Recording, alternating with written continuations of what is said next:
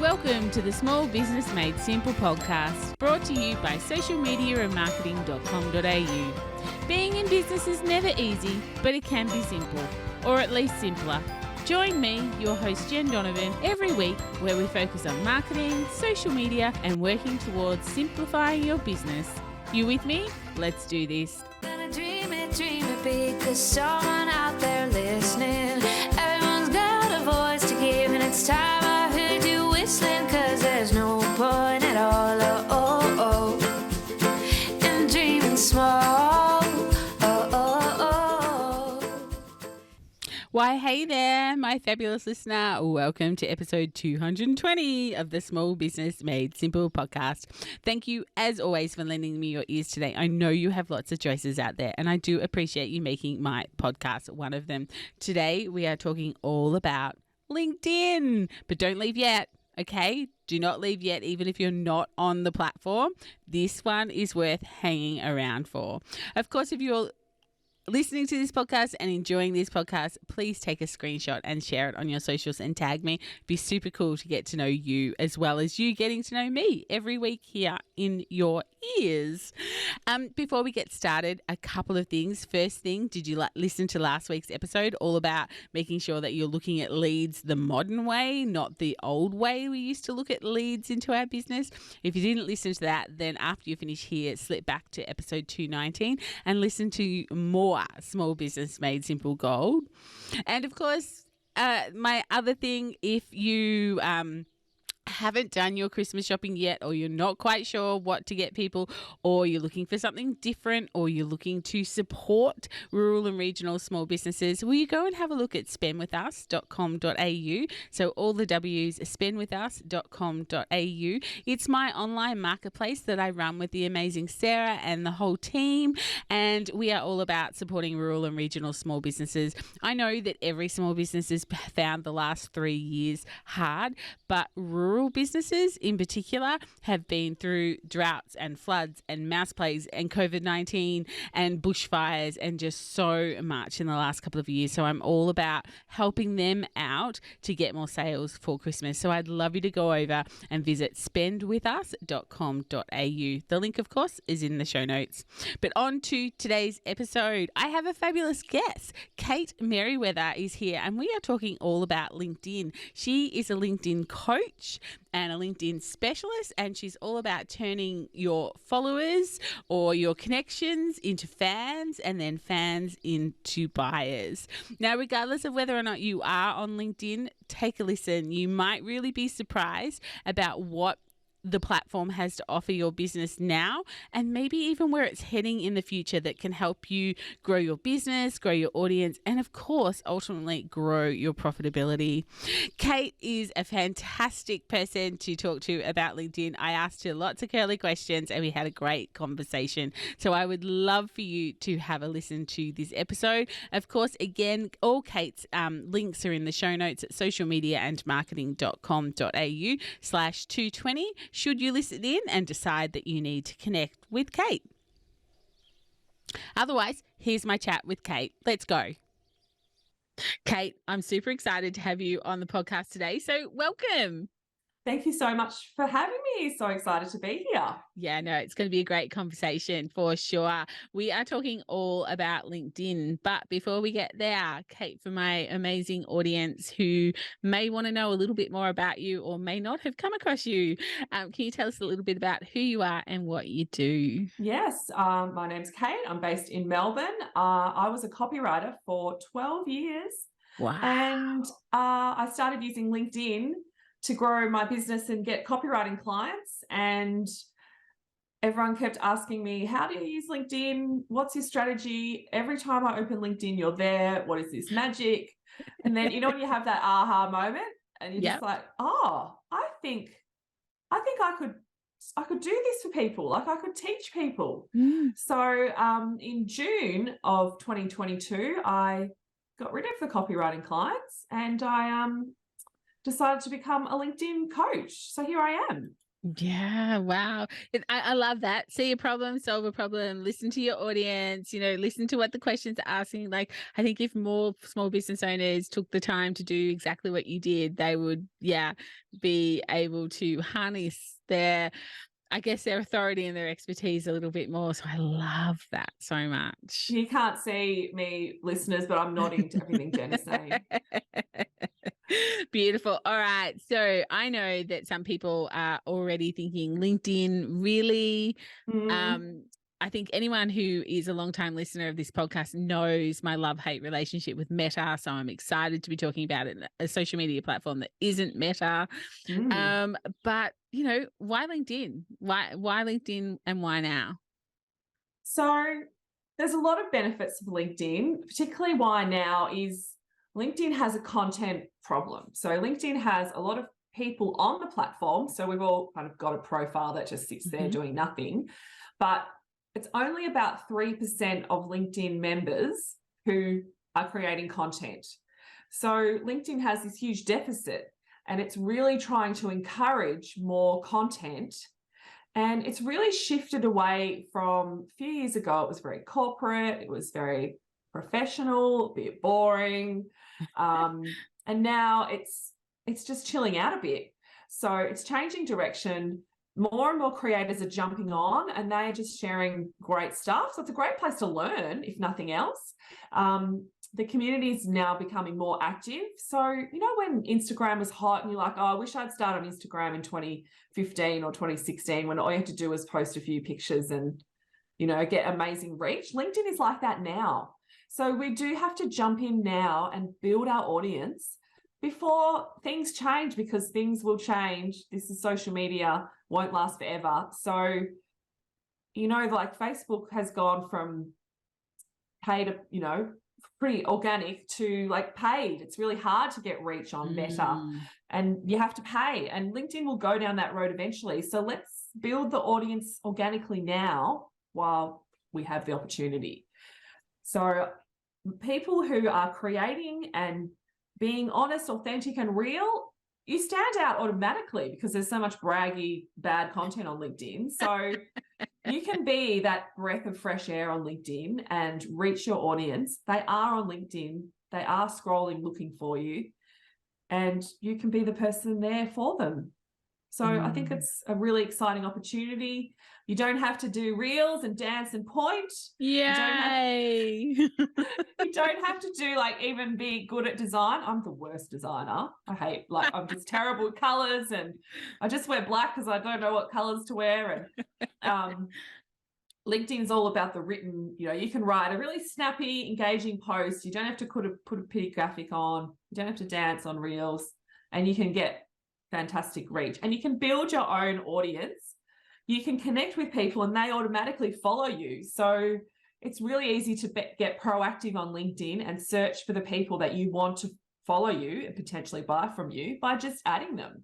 So it's a great way to build a following. On Instagram, for example, you can follow them, but they don't follow you back necessarily. That decision's on them. But if you send a connection request on LinkedIn, they automatically follow you and they get to see all your content. So I just think that's brilliant. If you're starting out in business and you want to reach any kind of audience, particularly B2B, but not even B2C, you can get on LinkedIn and find them. It's really, LinkedIn makes it really easy for you to do that too.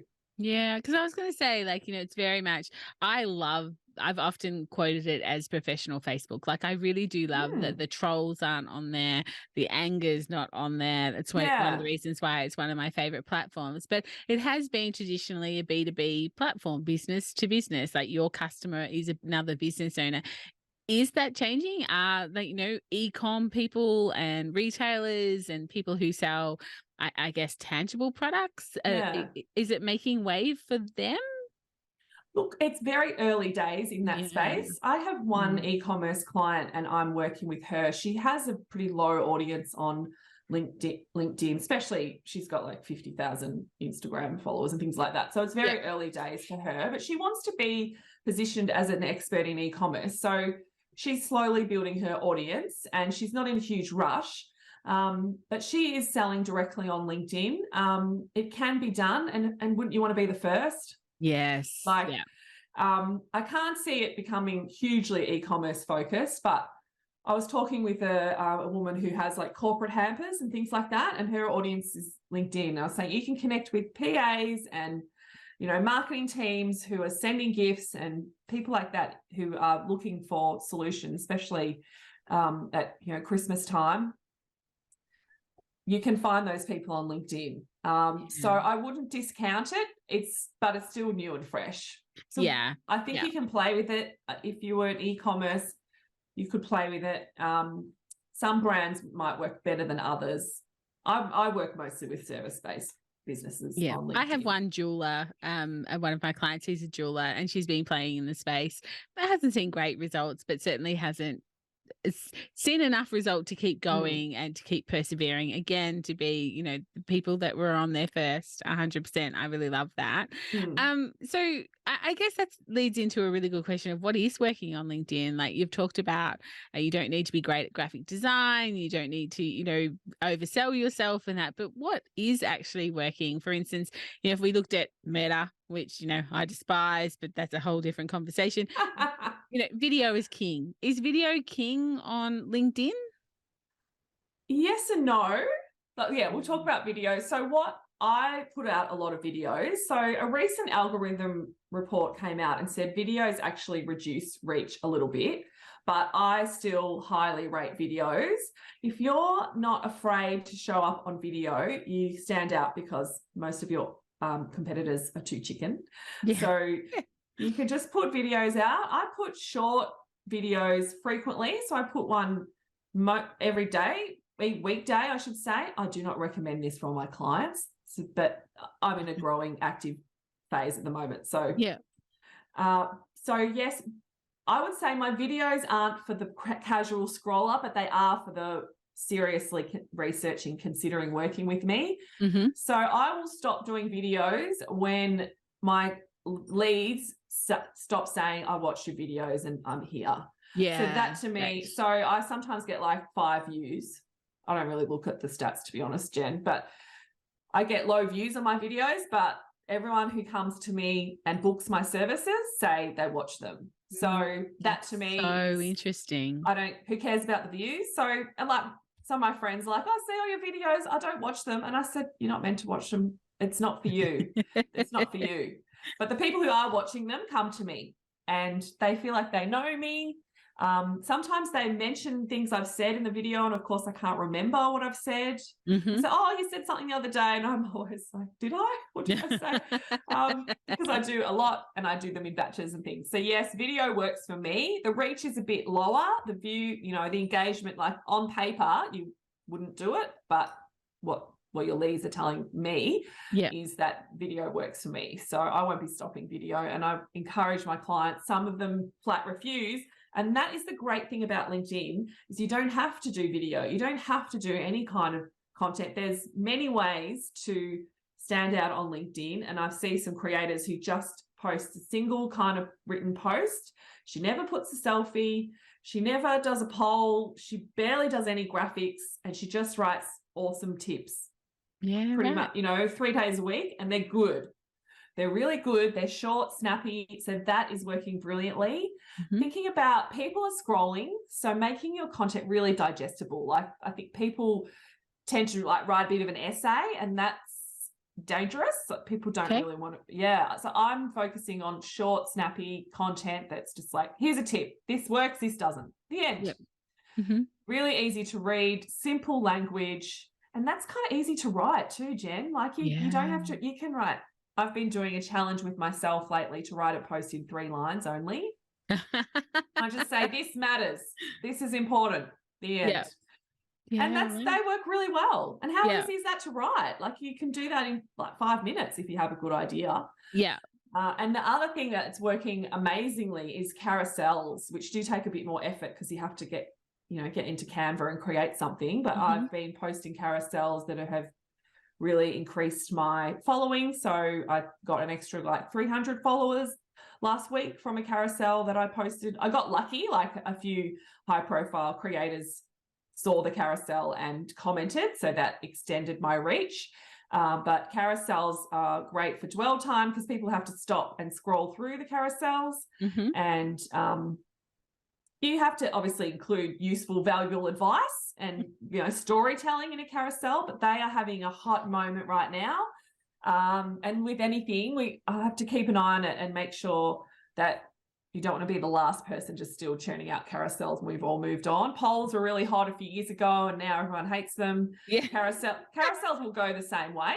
Yeah. Absolutely. But they're big right now. And it's my job as a LinkedIn coach to keep on top of those trends and help my clients take advantage of them and also tell them when it's time to stop.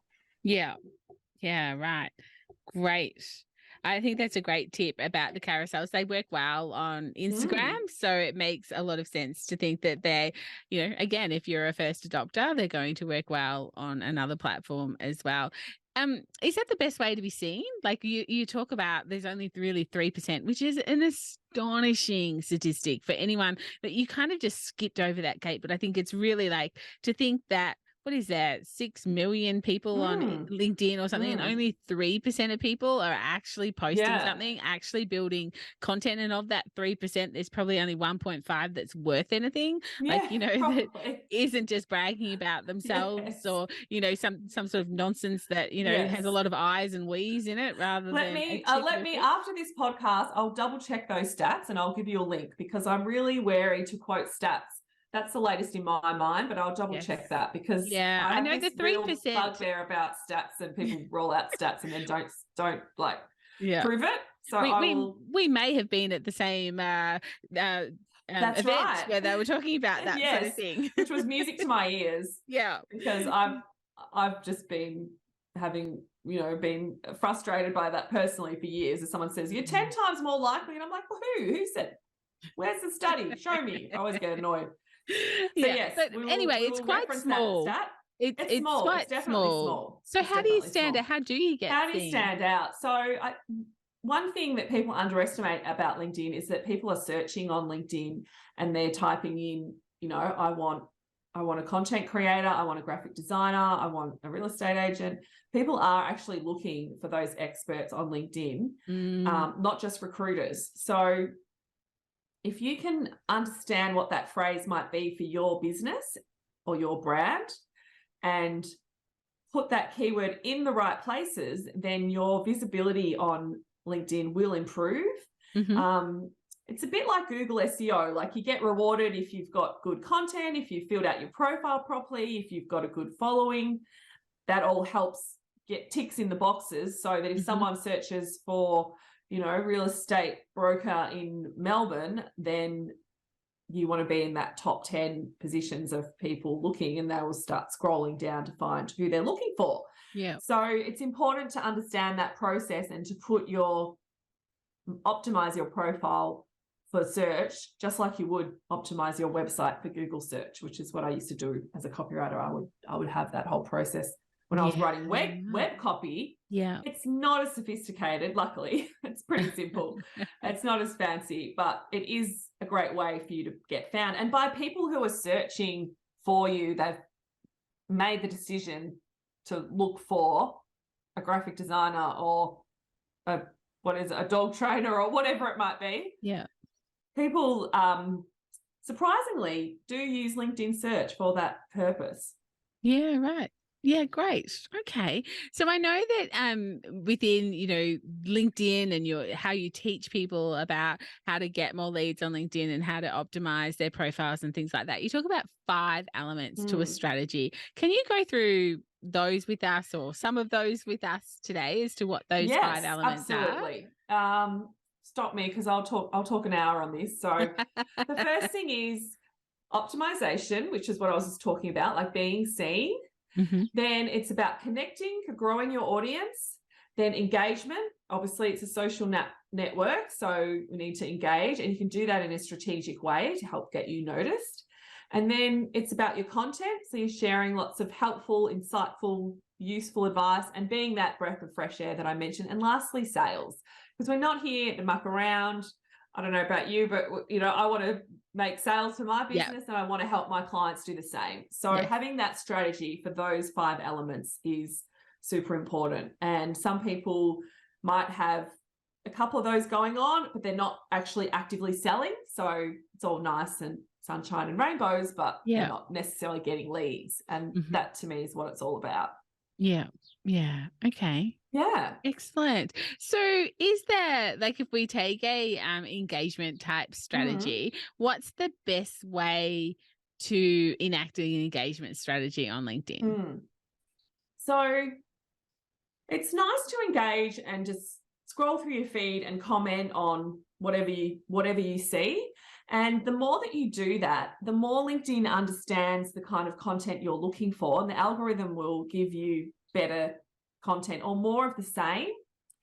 So what sometimes people fall into the trap of doing is they just comment on their mates to support their friends, or they're in a membership together and they're commenting, yay, oh, Jen, you're so awesome, la la.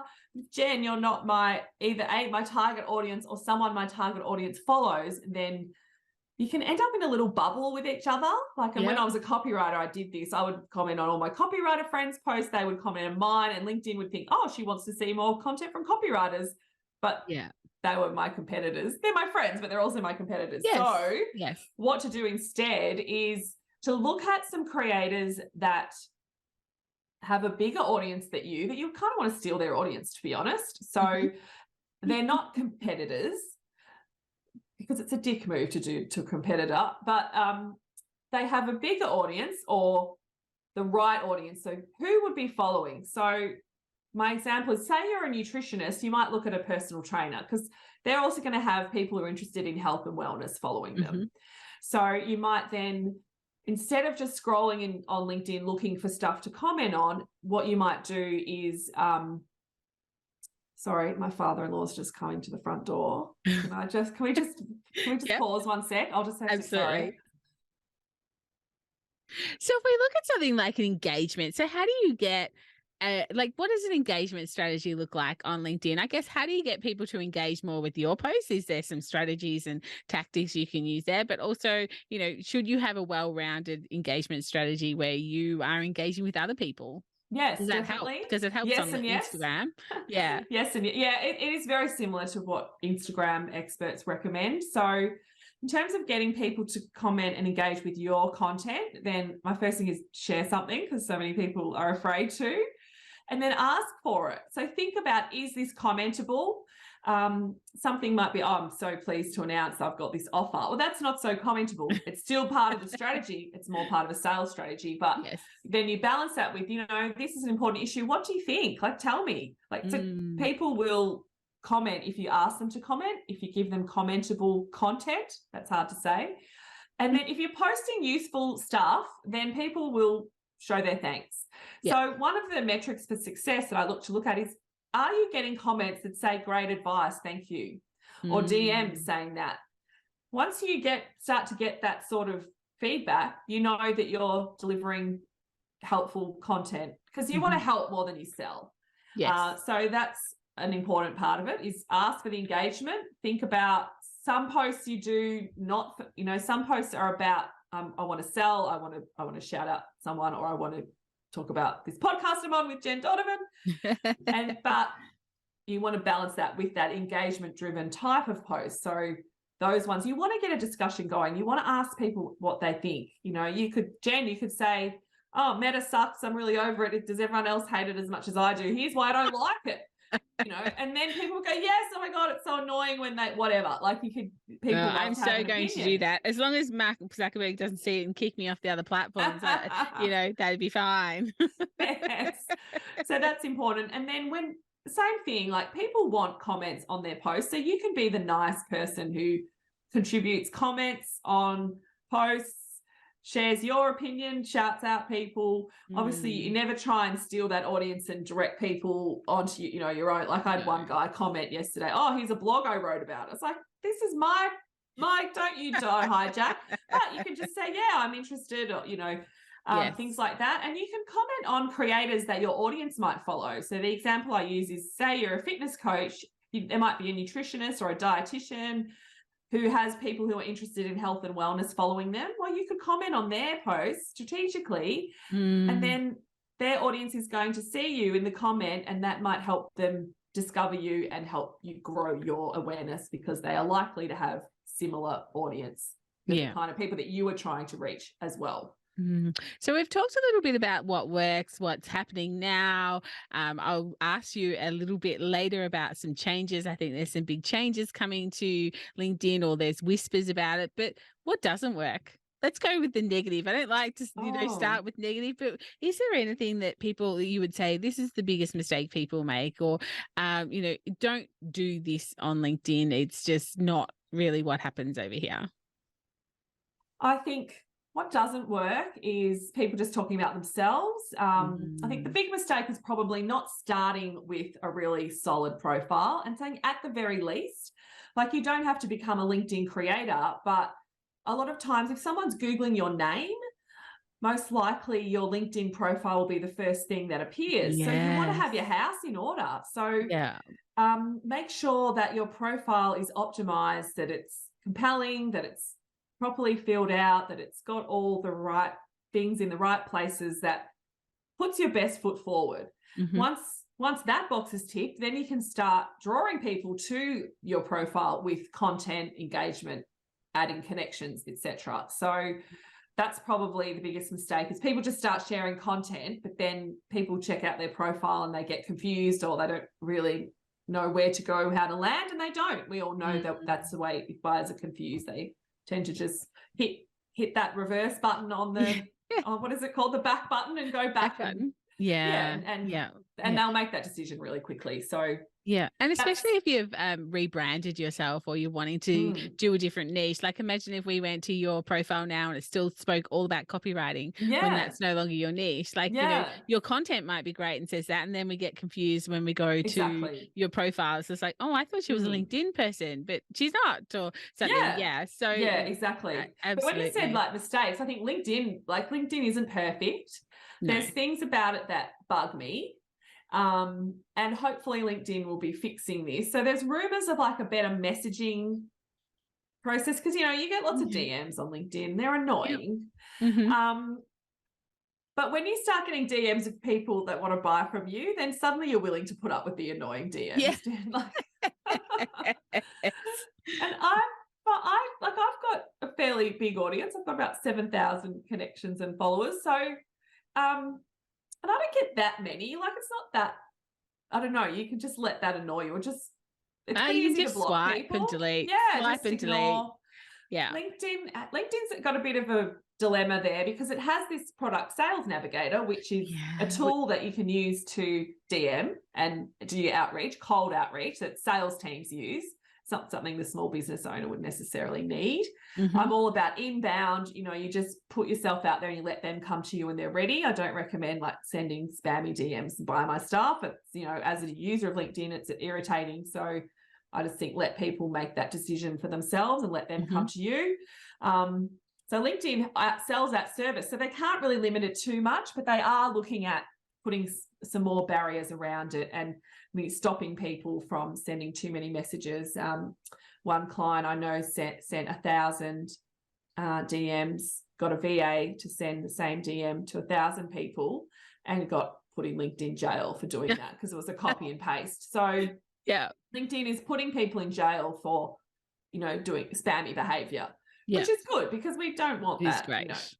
So look, I'm not going to pretend LinkedIn is perfect. I think there's things that are irritating about it. And if you're scrolling your feed and you're bored and you're not engaging with the content, and you just off you go 5 minutes and you think, oh, I don't like any of this, my advice would be to find those cool creators because they are on there and they're sharing great stuff.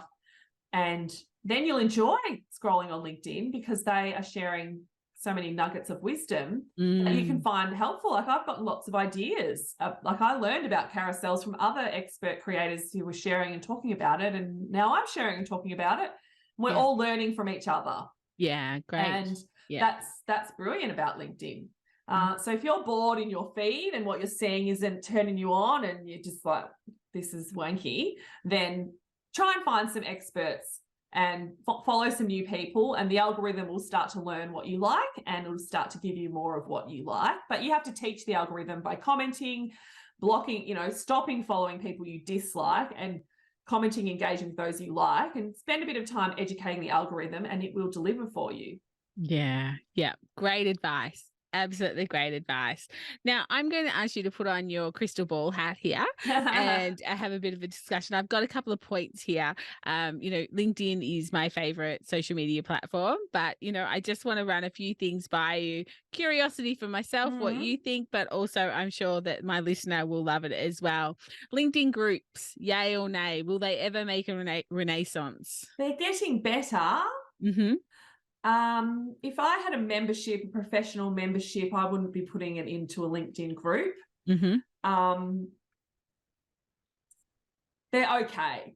They're okay. Yeah, it's like, yeah, maybe. They used to be great, and then they took a big dive, and now I'm like, are they ever going to come back? Yeah, LinkedIn LinkedIn missed the bus on groups, and Facebook groups is what kind of the standard that we aspire to. They're okay. I've been in some as test groups just to see. You have to have your notifications on to get notified. So you know how you scroll on Facebook, you will get notifications from your group.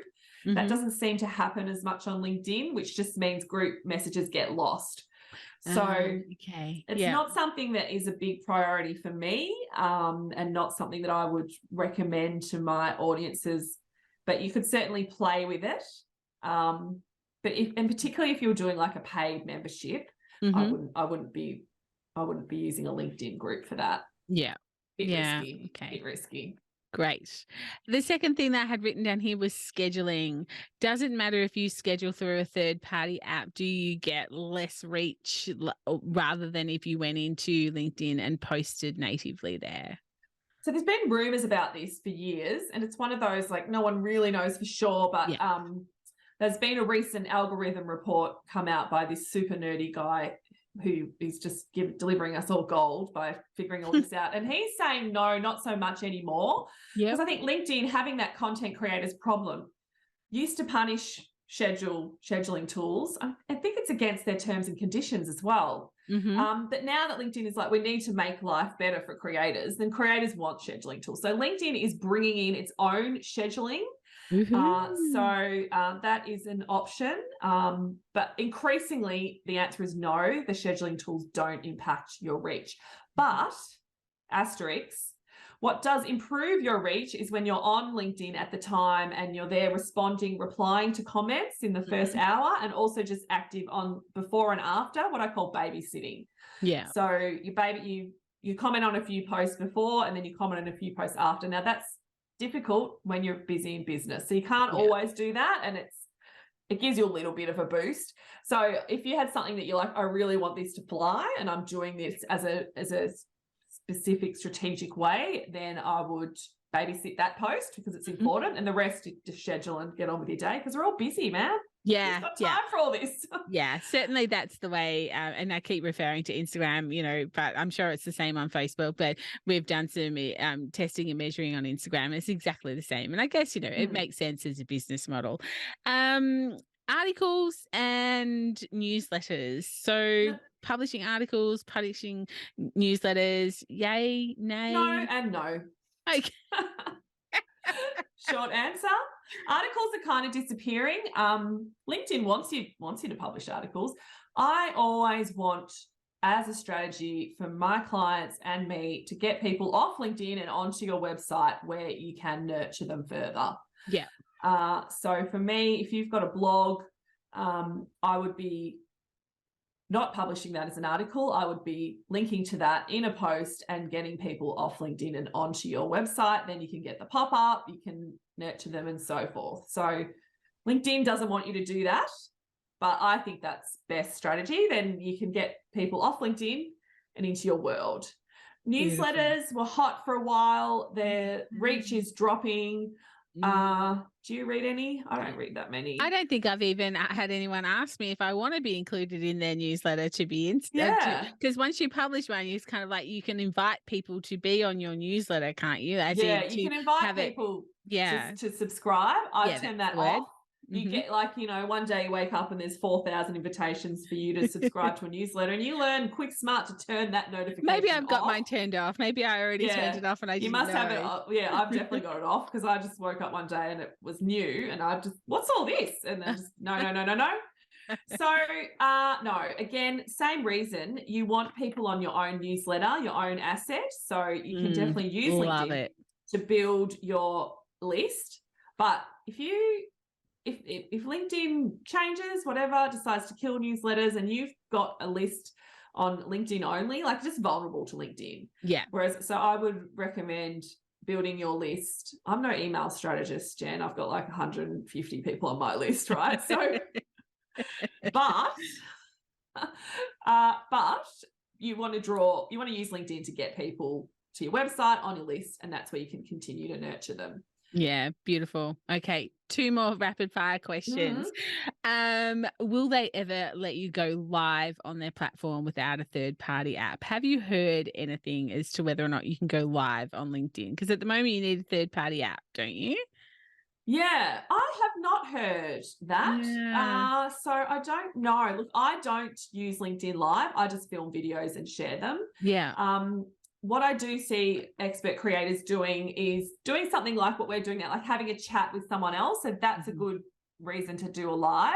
If you're just talking on your own live, I would just record it as a video and keep it short, because people tend to talk a bit more when they don't have a script and they're just chatting and it's lengthy, and we probably don't have time to watch like a 20-minute live. Yeah. The other thing that is that I've been playing with is LinkedIn Audio. Well, that was one question. I was like, I did say there was 2 left, but really there was 3, because apparently that's new. That's coming. I think I might have even seen that on your LinkedIn, but I don't think I have it as yet. Does that mean I haven't updated my app? Oh, maybe update your app. But you and I can do one, Jen. We'll do one. Yeah. But it's, if you remember Clubhouse and you're active on, it is exactly the same. There's no recordings. You just have a chat. So jury's out on that. I think they're fun. Like the ones that I've done, I've had like 15 people come along. So you're like, is it worth spending half an hour to talk to 15 people? Maybe depends if not. they're 15 buyers or not. Yeah, exactly. Or you could put a video on there or a post that takes you less time that could potentially speak to all of your, at the time of their choosing. So I kind of think that it's fun. But it's a time thing, and everyone was on Clubhouse, and then you realize that if you're on Clubhouse, it's like an hour a day of just listening, and it's not the most productive. I loved Clubhouse, but I can't find anything I like anymore, so I haven't been on there for ages. It's a mess. Same. So and when you try LinkedIn Audio, it's exactly the same as Clubhouse, if you remember it. Like you bring people on stage and so I've enjoyed the 2 audios that I've done have been collabs, so it's been me talking with someone else, and I think that's a nice way to do it. Beautiful. That could be just fun. So have fun with that. It's not a huge changer. Yeah. And my last question was paid ads. I haven't had a lot of luck with LinkedIn ads. Do you have you had any test measure or had any feedback? I don't do ads. I just do all organic. So I'm going to refer to my friend Stacey, who is a LinkedIn ads expert, Stacey Hughes. You can find her on LinkedIn.